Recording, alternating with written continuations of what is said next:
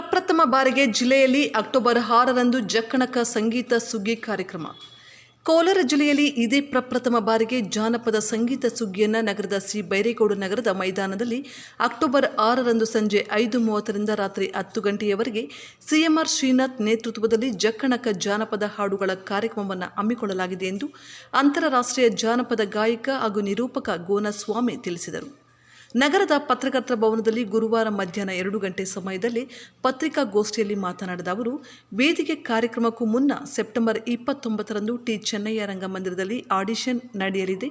ಉಚಿತ ಪ್ರವೇಶವಿದ್ದು ಜಾನಪದ ಗಾಯಕರು ಆ ಆಯ್ಕೆ ಪ್ರಕ್ರಿಯೆಯಲ್ಲಿ ಪಾಲ್ಗೊಳ್ಳಬಹುದು. ಅಲ್ಲಿ ಯಶಸ್ವಿಯಾದವರನ್ನು ಅಕ್ಟೋಬರ್ 6ರ ವೇದಿಕೆ ಕಾರ್ಯಕ್ರಮಕ್ಕೆ ಆಯ್ಕೆ ಮಾಡಲಾಗುವುದು. ವಿಶೇಷ ಬಹುಮಾನ ಕೂಡ ಇರಲಿದ್ದು ವೇದಿಕೆ ಕಾರ್ಯಕ್ರಮವು ಉಚಿತ ಪ್ರವೇಶವಿದ್ದು ಹೆಚ್ಚಿನ ಸಂಖ್ಯೆಯಲ್ಲಿ ಸಂಗೀತಾಸಕ್ತರು ಭಾಗವಹಿಸಬಹುದು ಎಂದರು. ಆತ್ಮೀಯರೇ, ಕೋಲಾರದಲ್ಲಿ ಮೊಟ್ಟ ಮೊದಲ ಬಾರಿಗೆ ಒಂದು ಜನಪದದಲ್ಲಿ ಜಗ್ಗಣಕ ಅಂತೇಳಿ ಒಂದು ಕಾರ್ಯಕ್ರಮವನ್ನು ಆಯೋಜಿಸಿದ್ವಿ. 29ನೇ ತಾರೀಕು ಕೋಲಾರ ಜಿಲ್ಲೆಯ ಕಲಾವಿದರ ಒಂದು ಆಯ್ಕೆ ಪ್ರಕ್ರಿಯೆ ಇರುತ್ತೆ. ಹಾಗೆ 6ನೇ ತಾರೀಕು ಅದರ ವೇದಿಕೆಯ ಮೇಲೆ ನೇರವಾಗಿ ಅವರನ್ನು ಹಾಡಿಸಿ ಬಹುಮಾನ ನೀಡುವಂಥ ಕಾರ್ಯಕ್ರಮವನ್ನು ಹಮ್ಮಿಕೊಂಡಿದ್ದೇವೆ. ಆದ್ದರಿಂದ ಜಿಲ್ಲೆಯ ಎಲ್ಲ ಕಲಾವಿದರು ಇದರಲ್ಲಿ ಸದುಪಯೋಗ ಪಡಿಸಿಕೊಂಡು ನಶಿಸಿ ಹೋಗುತ್ತಿರುವ ಈ ಜಾನಪದ ಕಲೆಗಳನ್ನು ಉಳಿಸುವಂಥ ಪ್ರಯತ್ನದಲ್ಲಿ ತಾವೆಲ್ಲರೂ ಸಹ ಸಹಕಾರ ನೀಡಬೇಕು ಅಂತೇಳಿ ನಾನು ವಿನಂತಿಸಿಕೊಳ್ತೇನೆ.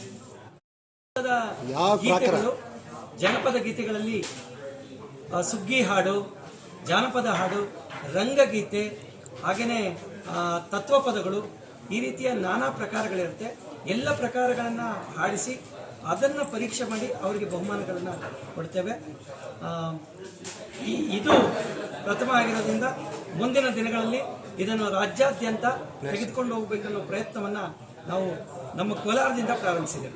ಸರ್, ಕಲೆನ ಸಂಗೀತನ ನೇರವಾಗಿ ಆಡಿಸಿ ಜನಕ್ಕೆ ಇನ್ನಷ್ಟು ಹತ್ತಿರ ಆಗಬೇಕು.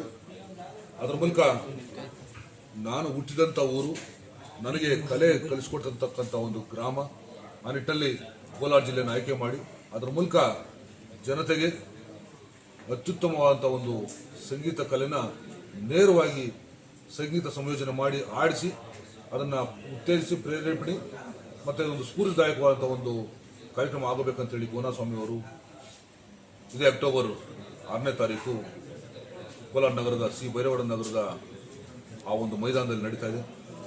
ಇದ್ರ ಮೂಲಕ ಮಾಧ್ಯಮದ ಮೂಲಕ ನಾನು ನನ್ನೆಲ್ಲ ಸಾರ್ವಜನಿಕ ಮಿತ್ರರು ಮನವಿ ಮಾಡ್ತೇನೆ.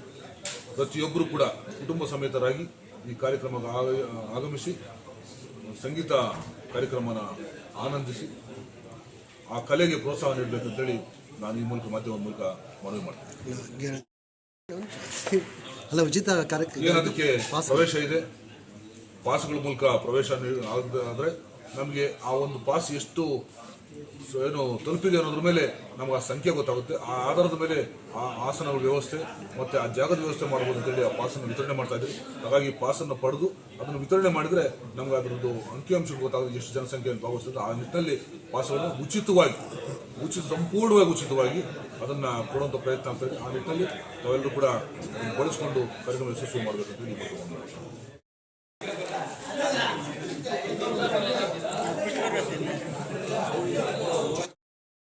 ಸರ್. ಆಮೇಲೆ ನೋಡಿ 8050 533 199 ಇನ್ನೊಂದು ನಂಬರು.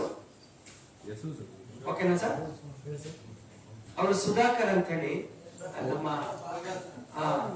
ಟೂರ್ ಅದೇ, ಯಾಕಂದ್ರೆ ಎಲ್ಲ ಸಂಪರ್ಕ ಇರ್ತದೆ ಅಂತ. ಓಕೆ ಸರ್, ಅದು MG ರೋಡಲ್ಲಿ ಬೇರೆ ಕಚೇರಿ ಇರೋದ್ರಿಂದ ಅದು ಮಾಡಿದ್ದೀವಿ. ಆಮೇಲೆ ಕುಮಾರ್ ಅಂತೇಳಿ 8892209188 ಇವರಿಗೆ ವೈಯಕ್ತಿಕವಾಗಿ ನನ್ನ ನಂಬರ್ ನಿಮಗೆ ಮಾತ್ರ ಹೇಳ್ತೀನಿ.